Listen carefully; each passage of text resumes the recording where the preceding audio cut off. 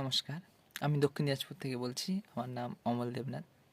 তোমরা ভাবছো যে সবাই তো একই কথা বলছে।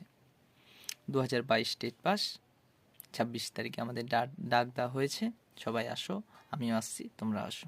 এই কথাটাই সবাই ভিডিওতে বলছে। আমি একটু আলাদা কথা বলবো। অনেকেই যখন এই কথাগুলো আমি ফোনে বলছি বা SMS করে বলছি যে চলো 26 তারিখে যেতে হবে নিজেদের অধিকার লড়াইয়ের জন্য, এক একটা এক এক রকম অজুহাত দেখাচ্ছে।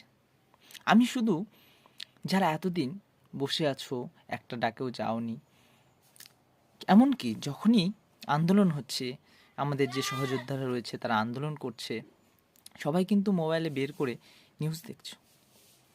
এমনকি মন খারাপ লাগলেও তোমরা যাচ্ছ না। তারা যে যতটা পরিমাণ কষ্ট করছে, তবুও আমরা কিন্তু 1% করছি না। বাড়িতে বসতে শুধু খবর দেখছি।